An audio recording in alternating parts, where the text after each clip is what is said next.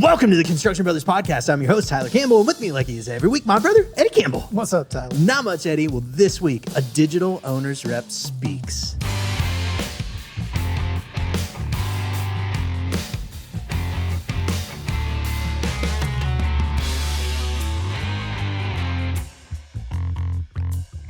All right, guys. Have you heard of Threads yet? Yeah. Yep. You've heard of Threads. Have you guys figured it out? Like, is this just new Twitter? Like, have you got sucked into the vortex? So my theory on it is Zuckerberg and Elon are actually working together, and they realize Twitter's not going to always make it. So now they're like, how do we position everything where people just go join this one, and then we control it for the next 10 years, and then we'll do it again. So they decided a cage match in the Coliseum Is this happening? is the way that this will actually like move forward. Who will come out on top? We're all puppets in their show, and they're just sitting there. Have you seen the recent picture of Zuckerberg, though? He's been training with like UFC fighters. The dude's ripped. He is ripped, man. Like he won a championship Brazilian or something like jiu-jitsu. that. Yeah. Jiu-jitsu. Yeah. Yeah. No, like they were going back and forth. I'm like, Elon, I wouldn't do that, bro. Like Zuck's been putting some hours in. Like boy's been hitting the mat. So yeah, stay away. Elon's going to come out with like some sort of gadget or something that he had. Like, actually, you're going to wrestle robot Elon today, and like throw that up. I don't know what's going to happen, but he'll have something up his It's going sleeve. to have two flamethrowers on either side or something like He's that. got this boiled down to some sort of battle of the wits. I can almost promise. It's going to be Princess Bride. It's where he's going to finally unveil the Cybertruck, and it's just going to run over Zuckerberg. We never said it was a fair fight in the cage. We just said it was a cage You match. just said it was a cage match. That's right. It was the Marcus of Queensberry rules? Yeah. Nah. No. Who cares? I haven't downloaded Threads, and it's somewhat because of just being a contrarian. I saw there was 100 million downloads. Like everybody immediately downloaded it. I'm like, Yeah. I'm not a sheep. I'm not doing it. No, I will not do it. Even though like curiosity's definitely got me and I want to. Yeah. Sam, so my wife, she was like, hey, no, you need to check this out because it's like all positive and like really good right now. And like none of the trolling is really going on. I'm sorry, honey. All I saw was trolling. I don't know who you're following, but like it wasn't positivity. I'll just put it that way. So, it just reminded me of Twitter. I'm like, why are we doing this, guys? Why one more thing? And I had somebody else ask me this morning, hey, are you on Threads? You on Threads? Yeah. I never post anything though. So, I mean, guys, you can go follow me there if you want to, but don't expect much. It's like Facebook. It's Facebook, but it's just text. You're on there, but you don't post. Photos and stuff. Well, yeah, because every boomer in creation is posting on Facebook, and it stresses me out, quite honestly. It just stresses me out. So, sorry, Dad. Actually, not really. Jacob, dude, thanks for joining us this week. So, like, tell us who you are, what you do. We're talking, like, digital owners rep here. What does that entail? Yeah, absolutely. I'm stoked to be here, guys. So digital owners rep, my official title within VIATechnik is Director of Digital Building Operations. But basically what we're doing is all the BIM VDC services you've seen over the past 10 years. We kind of have the whole group of them together, but we've also now added this new thing of being a digital owners rep. So GCs have their ability to go in and do VDC. You know, designers, they come in, they do a 3D model, but try and, fake it all the way through. Where now we're kind of looking at owners and saying there's not really somebody there for you that is actually dictating what is going to be your best interest. And that's kind of where we're coming in. We're coming in and saying, all right, look, BIM can really produce metrics. That's the whole idea behind BIM is the data. And we can follow these metrics to actually see stuff within construction and predict if something's going awry. Then we're there to kind of help you out, make sure it keeps going on pace. And then we're reducing costs. We're reducing schedule delays. It's really been an interesting ride, but it's starting to catch on. And they're really starting to see this idea of BIM's huge. We want it. We have no idea about it still. So we come in and kind of make sure that everybody is doing the BIM correctly, or at least what we're going to get out at the end is exactly what the owner needs, and then we're going to keep moving forward. Define owner for me a little bit in your realm, because we've gone into this a little bit. Like there are a lot of different kinds of owners. Yeah, this is true. So we're really looking at it as owner operator. So somebody that is actually spending their capital and then operating, maintaining that building for the next 25, 30 years. What sorts of things are they asking for? So like you're getting in there and you're modeling, I would assume. Like what are the requests that they're giving you now? Like, hey, we need more of this, we need more of that. I'm curious, like what is that? So I've spent my probably past 10 years now really focused on facility management. And one of the biggest things, and I think we've all talked about and had the discussions before, is handover. After a construction project is, nobody has money, nobody has time left. It's literally just pushed away and owners are just taking what they can. I've seen multiple times where owners have had to go reproduce all the assets within a building into their asset management database, which to me, it's weeks of work that they have to repopulate all this data. That's all there. That's all part of it. It's just a matter of how you get it organized, what you require, and then making sure they understand. And that's kind of what the number one thing we want to see. Hey, what's all the assets that are coming across? What's the most important? And then all this data coming from subcontractors, your O&Ms, your warranties, all your shop drawings. That's all stuff that's going to be used for the next 25 years. Let's get it organized. Let's get it over correctly. And then they're not wasting time having to repopulate all this or go through 3-ring binders trying to find it. So go into that. Like they're reproducing this again. Like, so in some cases, they're not getting all the information, all the modeled assets. So they're having to go back and redo it. Yep. So asset management databases, most of the time they're called CMMS systems. And they're basically to dumb it down is an Excel sheet with all your assets and then all the properties coming across and they fill it in. So for all your air handlers and for all your, VAV boxes, they're going back through and typing in exactly the room names, exactly the model, manufacturers, serial numbers.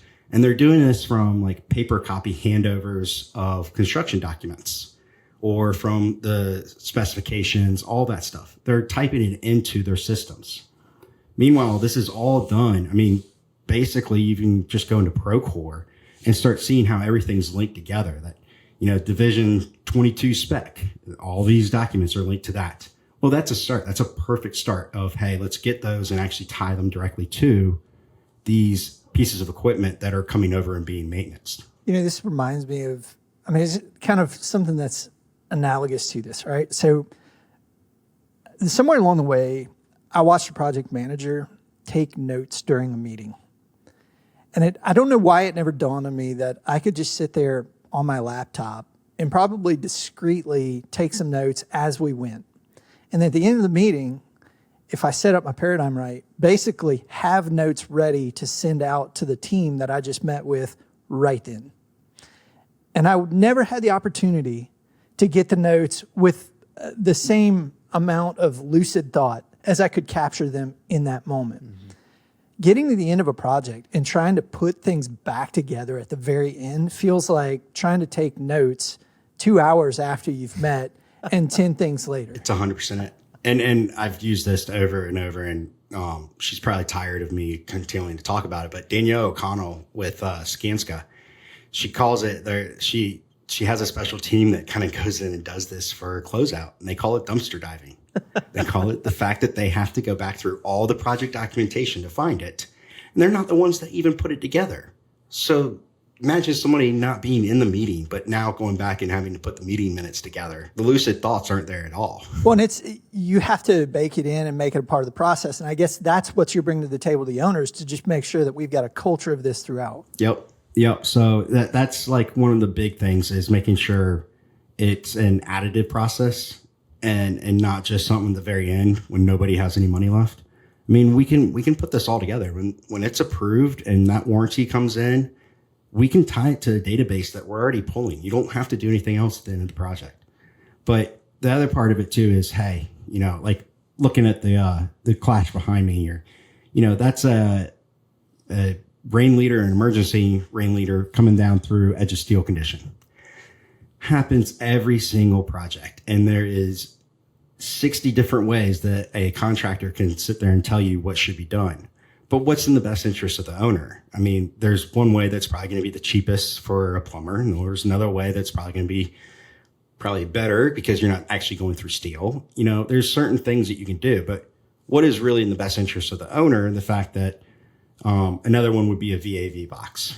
How do you actually access that? You know, we can actually make sure there's not a clash happening in the access zone, but is that really at a point where somebody can reach it and actually go in and view it? Owners are most time not in these clash meetings, and they're not in this like BIM process. So who's there to actually represent them, make sure that things are being done right? Or even at the end of a VDC process, who's walking the owner through that floor that just got signed off to make sure everything is there that the way they want it, and we're ready to go construct it without somebody coming, you know, 6 months down the road and be like, oh, this is not what I wanted. I mean, that's something that I feel like we often forget in industries that, like, yeah, we're building this thing and we're spending our time with it, but the owner is ultimately going to spend years and years and years managing the decisions that we make in an instant, right? And so, like, what you have behind you, like, great example of that. It's and that's where you're valuable, is that you'll come in and just say, yeah, but the owner requires this because in 6 years, I know this is going to be an issue. You can see historically the things that didn't work out. Yeah. And there's statistics backing that too. So, you know, cost of buildings, you're going to own and operate a building. It's going to be pretty much 3x of what your construction costs are. Now, if you do that for a healthcare building or something that's really specialized, you're looking at 9x. So you spend $100 million on a building, you're going to spend $300 million operating it for 25 years. So where's the give and take there? If it's for healthcare, you're going to spend $900 million operating that. And that's just, where are these decisions being made? And they're being made in a bubble. So let's make sure that there is somebody there representing them. That's a really interesting point that I never realized. That's really interesting. Yeah, the cost of operation over the span of 25 years or so being triple that of what it costs to build. I'm curious about something, like, just, I'm always curious to, like, the project delivery methods. So, like, what are you guys seeing? What are you a part of? Oh, so, I mean, we're in a lot of it. The design assist wave that's coming through right now, we're seeing a ton of that. Trying to shorten design times, but really get your subs and integrated right off the bat. And that's good. We like that. We like to see that. There's a lot of gray line and gray area in design assist. And right now it's leading to a lot of finger pointing, but you know, we're in all of it. We're in design builds. We see IPDs. Really, I think the biggest thing that we would love to see more of is, it doesn't matter what way we do it, but is there an incentive base to innovate and to be cheaper and more schedule friendly, right? If the team does it together and we produce a shorter schedule and we come in under costs, what's the incentive for everybody to do that? And I think that's where you start seeing better things come through. When you're representing an owner, this is an interesting point, because we've seen people maybe not say cheaper and faster, but say max quality and faster, right? So what do you see out of the owners, like, as priority? They're just like, I just want this building as cheap and as fast as I can possibly get it.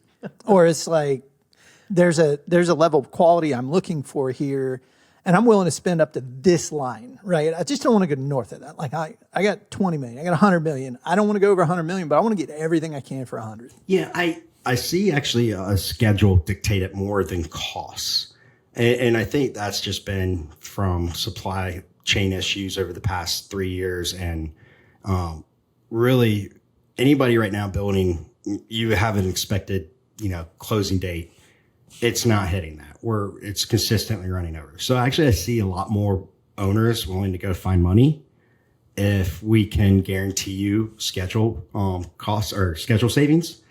So it's interesting because then they know they can be done with that project, move on. You know, the risk is gone after that. It's really trying to mitigate that versus, hey, if we have, you know, only $100 million to spend, well, it might take us an extra 2 months. Well, that's an extra 2 months worth of risk that we could spend another $5 million because something didn't come in on time. Is that just like GCs and hanging around, or is that lost revenue for not being up and operational? Basically, a lot of the owners that I deal with is, hey, they have probably people that are supposed to be occupying this building, and they're actually renting facilities to occupy those people right now.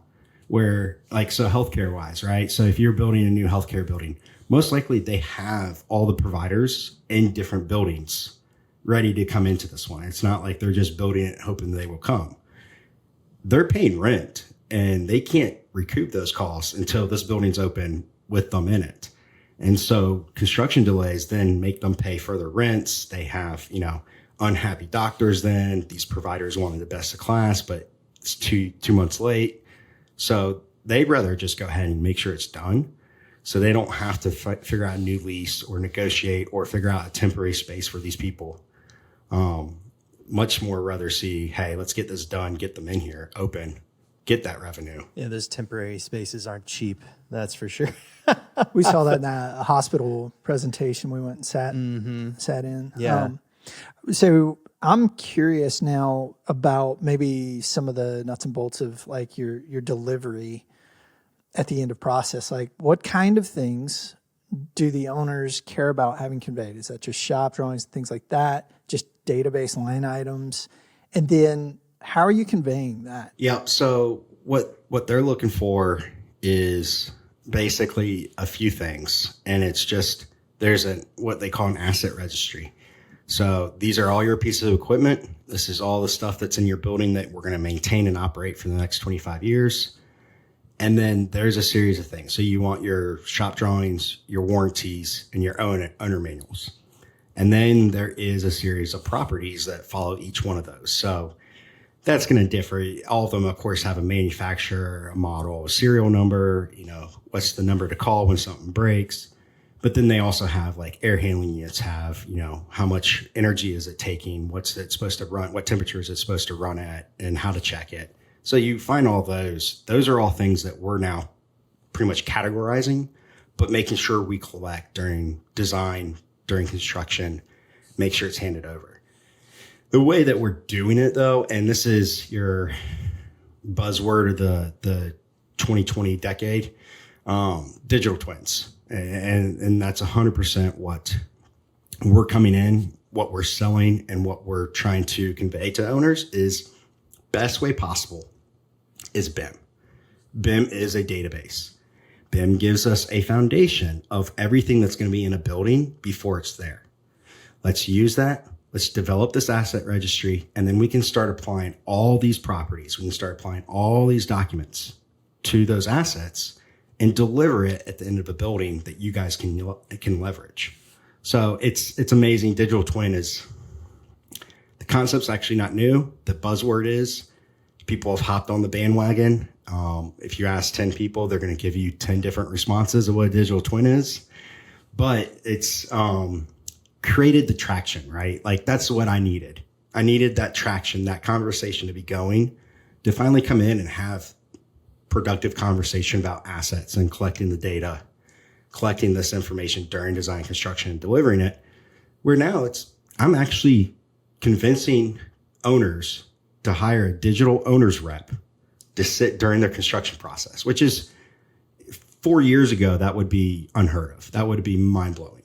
But they're there. They want it. They want their risk, removed, and they want the security of knowing their data is going to be correct. Are the owners using modeling platforms to actually manage and kind of track that maintenance now? Because it's curious to me, like, all right, great. Maybe I've used BIMs, the Catalyst, to gather all of this. It's a great database. It's all about the information. Agree.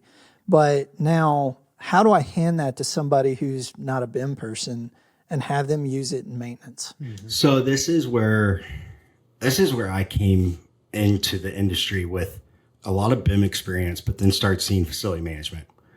And I dove headfirst into it. I went and joined IFMA, which is International Facility Managers Association, sat on their IT community board. I really became part of it because it's a whole industry And it's really very close to construction, and they're dealing with the same problems construction is with labor. But how do you like convince somebody that has been doing Excel sheets or been working with their hands for 20 years to open a digital model and fly around?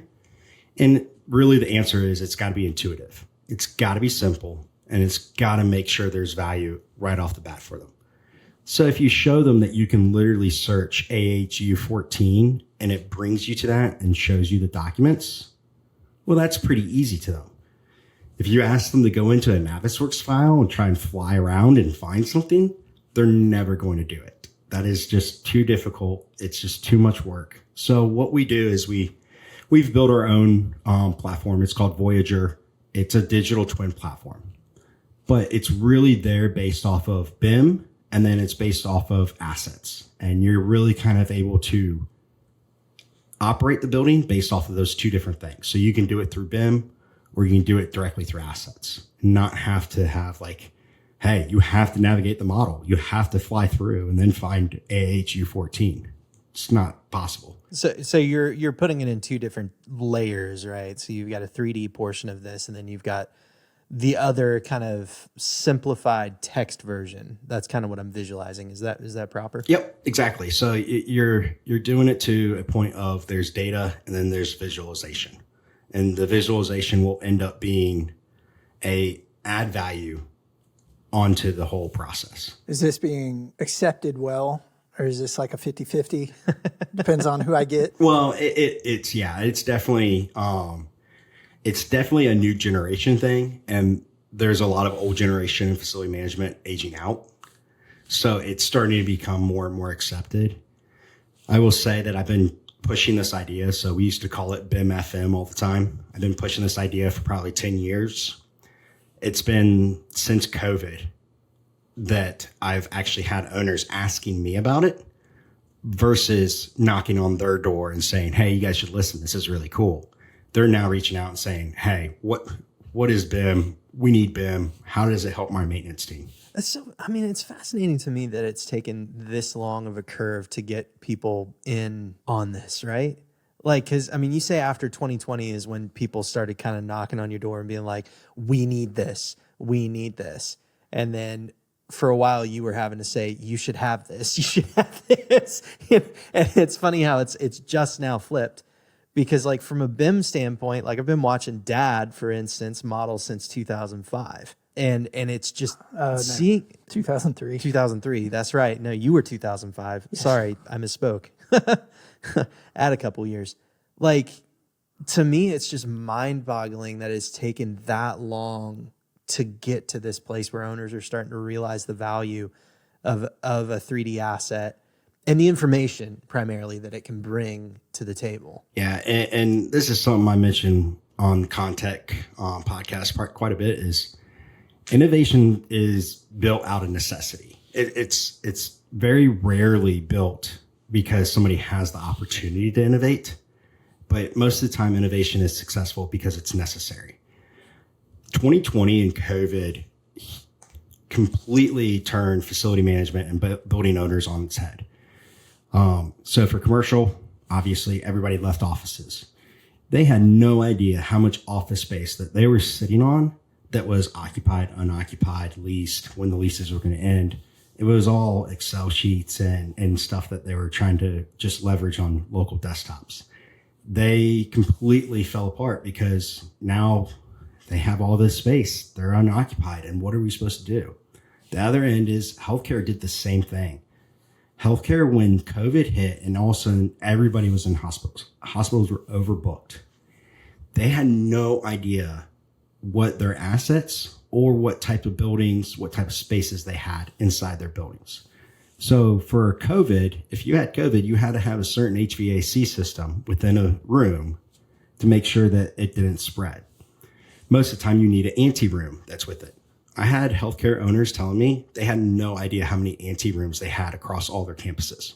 They literally had people walking around their hospitals with pen and paper checking. All right, 304 is anti-room, 404 is anti-room, 405 is something that we can make into a COVID room. Like, That's all stuff that you should have been able to pull like day one, right? If you think about it and think about our process within BIM. So they went through that, completely realized they were stuck and they didn't have this information and what cost them a lot of money. So they started reaching out. Hey, how do we do this? How do we look into it? How do we actually, access information? So now they're really looking at, hey, if something like COVID happens again, how are we prepared?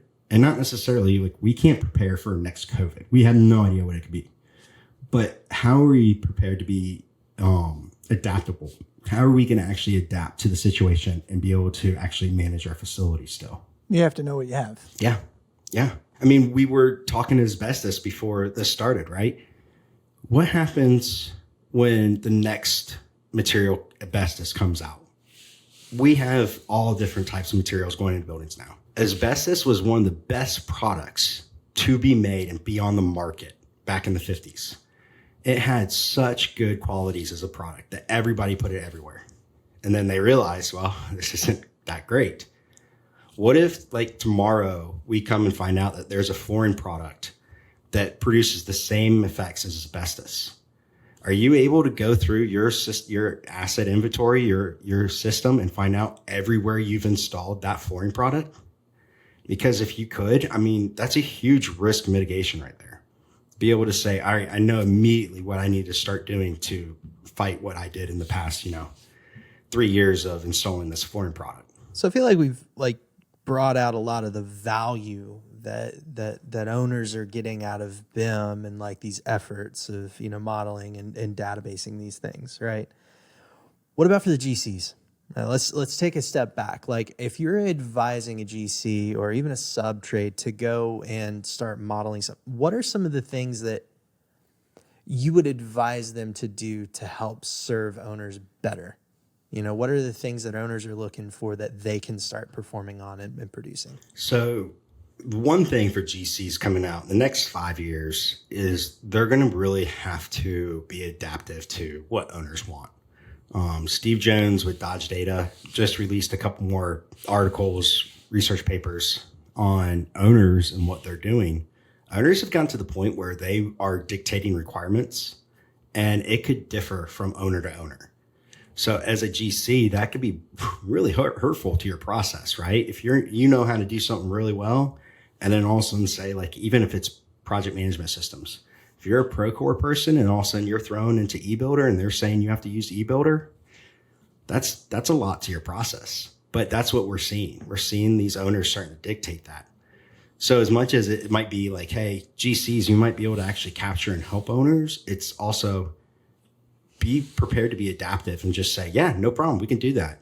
Because it's going to come down the line when they say, hey, we want as-built of X, Y, and Z, but it has to have all these different BIM assets within it. Well, are you prepared to do that? If you're not, do you have a solution for it?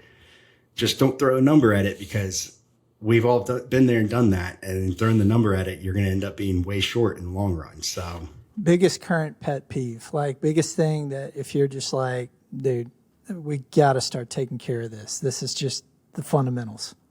All right. So I'm married to an architect. Okay. Caveat. No comment. No comment. Please continue. Architects' models.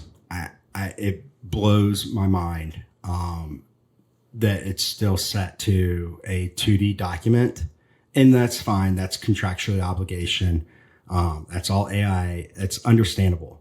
But the fact that VDC and BIM is used so much during construction, that these models of an architectural building are so low quality, I should say. It's tough. It's tough to swallow. That's a political answer. Yeah. Architects were one of the first ones to bring BIM into the industry. General contractors took it because they saw the value and maximized it. Architects still haven't maximized it. And it's frustrating at times because there's a lot of things that are lost. Actually, I'll tell you, VIATechnik has actually made a full service line based off of taking the contract drawings, rebuilding the architectural and structural models to find all the holes, and then actually create layout drawings, because name a drywall contractor that uses the actual architectural floor plans to lay out their stuff, like the actual dimensions on a floor plan. No, they don't go to the face of gyp. They go to the face of stud. So they need to go and lay out per face of stud. So we actually created a whole service line based off this, because what they get is such crap that there's now this need for, making it more innovative going into VDC. I would go you that before architects were in practice of BIM, that structural steel was doing it for 10 to 15 years. I would 100% agree. Structural steel is, I think it's a whole different industry for it, right? Like they used it to do calculations, to do the actual, building and extrusion of metals. Everything was done based off of this. I mean, the amount of detailing, like I know you two come from that background, but the amount of nuts and bolts that go into all the detailing is insane. I mean, it's to the point that VDC companies are like, can you dumb this down? Like, that's too much detail. That file is way too heavy to run a clash detection on. Yeah, we'll hand what we have over for clash detection, and I'll just say the other software chokes. The other software. that other software, it chokes. It doesn't do so hot. Rhymes with Avis. I don't know that. Yeah. Anyway, it's interesting. No, but the Tekla has done, like, that's the thing though. Like, Tekla built its software to handle that much detail, right? And everything else that was built to just start getting 3D. Nerding for just 2 seconds here. Jake, how big? 3 minutes max. All right. How big do you think a Tekla model is? I'm just curious if you know this, based off of the amount of detail and everything that is put into it, like weight, like megabytes or gigabytes or whatever. Yeah, I mean, I would probably say in the 200 to 300 range of megabytes. That really comes only from, I know the IFC files that come out of it, which is usually about like 600 to 800 megabytes because IFC is so heavy. That's a solid answer, man. There It you was go. a solid This is answer. the mark of a true BIM guy right there. Because like you would think with all of that data that it would get really huge. And that's one of the things with like Revit and all the different families and everything that goes in there. Those get massive. So you're thinking like, oh man, if I put more detail in, then it's just going to get heavier and heavier and heavier. And the reality is it's like, it's not really that heavy. Oh, absolutely. So I started on the architectural side. That's where I married an architect, went to school with her. But I will tell you, I can point out 4 or 5 BIM guys that are on the architectural side that will build every bit of detail into a model. And it is so lightweight. It's opening in under 2 minutes. Like, it's just a matter of being clean and actually doing it correctly versus just having a bunch of crap that's, floating around. That's true. Useless lines everywhere. Yeah, when you just draw in 3D lines, then yeah, of course it's going to crash. There's a mentality thing here is like, we've been mind blown for a long time that this hasn't been adopted quicker. But I don't know about you guys. If I say BIM, like it used to be really difficult to understand, like, or to just convey what I do. Like, hey, what do you do? Saying I'm a BIM guy would be like, huh? Now though, I am noticing I have somewhat of a fighting chance of somebody actually knowing that acronym. Really? And I don't know if it's like the last 3-4 years, if this is just more of a public knowledge, but when we're dealing with an owner, that's one thing that, I mean, as you guys are representing them, you're representing somebody their focus is not construction. Their focus is what they do with the construction you're trying to place. So you're looking out for them during that because you're doing something they don't know about. Yeah, that's 100% it. It's a matter of, I mean, I'm trying to think of like an analogy for this, but if somebody let's say like somebody's trying to sell you a computer and they're like, hey, you can go with this processor that's only going to cost $100, or you can go with this processor that's going to cost you $1,000. And it's like, All right, let's go with the $1,000 one. But what if they went and put that processor in the piece of crap computer and then handed it over to you? It's not going to run correctly. So we're basically there like, hey, no. We're going to put it in a better computer. We're going to make sure this is done right. We're going to make sure it's hand installed. And then when you hand it over, it's going to have the same expectations, or it's going to meet those expectations that you set at the beginning, and not just, hey, that, chip was sold for $1,000. So the guy that sold the chip walked away and got his $1,000. Yeah, it's a good analogy. I remember back in the day, you're building computers out, and you're like, I just remember the first time like I realized a monitor can have a huge difference in like how snappy something is on a screen. Oh yeah. And you don't know how everything works in concert with each other. But that computer nerd, he knew that. It's like, no, we got to work everything together and get this thing right. The fear of the owner is I'm gonna waste money on the $1,000 process. Maybe I didn't want the 100, but I'm getting no bang for my buck beyond $500. I need somebody to tell me where to stop. I'm willing to spend the money on the good thing, but I need to know when I'm just like outpacing my whole building. Like, why are you putting that in this? Mm. So it's important to have somebody stand in and say, hey, I'm gonna advocate for you in that way. That's 100% actually. If you think about all the different services out there that are somewhat a BIM base or, as built-in laser scanning, all the different technologies, an owner can get swept away real quick. There's some owners that have the money that could really get value out of all of those. But say an owner that just, needs as-built and the laser scanning company sold them, we're going to come out and scan weekly for the next 2 years. Like, whoa, you guys don't really need to pay for that because that's way overboard. You might need it every month, but let's talk about what's the value versus the actual cost. In that case, you recommend like, how about we just do, photos instead? Like, how about we just walk through with the 360 camera? Like, let's build it that way because it's lighter. It's going to get the point across, like you're going to be able to use it. Yeah. Right. A lot of those companies have seen a lot of success, but it makes sense because it's taking a laser scanner to that. Just, oh my gosh. Can I go back and kind of pick at something? I want to come back to this design assist thing. Pick at a wound here? Like what's... I might be picking a scab a little bit, because oh boy, like the design assist thing is popular. And we did the whole, like, not everybody can be at the front of the line. Like, not everybody can speak to the owner. Not everybody can. Yeah. We talk a lot about how everybody wants the owner's ear. And so design assist is all of the subs saying, please talk to me before you do this. But you mentioned some finger pointing coming out of that.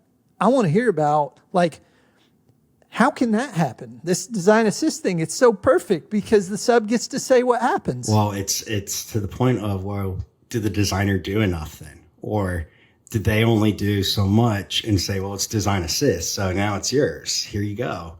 You guys keep going. And I've seen that where it's like, well, no, this is a design assist project. I'm not going to do that. And it's really that was the gray area. Where's the takeoff? I mean, I've seen design assist projects where the sub is literally putting construction documents together with the designer inside the same Revit model and helping them go permit as we're all doing this. Like, there's been some incredible processes with that. I've also seen it where the designer's just like, no, I've gotten this far. It's yours now. And they're like, well, we can't take it from here because it's not a complete design. Well, it's a design assist. We've worked in that first scenario, and it is a very efficient delivery method because you're not recreating the same data in two different places, but it takes communication. I mean, it's at the point where everybody is like just on the edge of the seat, like, oh my God, when is this, when is it going to fall? And everybody's going to be like, oh crap, what did we mess up? Because it's such unprecedented. It's such an unprecedented to have that much collaboration and not have the delineated line of here's your 100% construction document set. This is what you get to take from here, and I'm done. It was interesting. It was actually a lot of fun. And actually, that was even back in 2019. I mean, it was one of the first ones. It was a healthcare project. It was a J.C. Penney that they turned into an ambulatory health center. It was crazy. That's awesome. All right, Jacob. Well, I think it has come to the time where we ask you our favorite question, all right, which is our megaphone question. So if we gave you a megaphone in around 60 seconds to say something to the whole construction industry, what would you want to say, man? Let's see. BIM has more value than we absolutely understand right now. And the fact that we've seen finance industries, we've seen real estate industries, we've seen so many industries take data and go do something big. I don't think designers, and I think contractors have an idea, but there's so much left to it that I feel like people are starting to move on. Like, okay, it's part of the process, we're good. But there's so much left to see these database, analysis across what BIM can do, and especially what we can see in, hey, is it going to delay schedule? Is it going to, increase costs? We can find this all out. It's just a matter of finding the right people to be at the beginning of the project, really be a partner with you and help you show all these different values that we can get out of it. Heck yeah, man. Focus on the eye. Focus on the eye. That would be my recommendation. All right, Jacob. Thanks for joining us this week, man. Yeah, absolutely, guys. I appreciate it.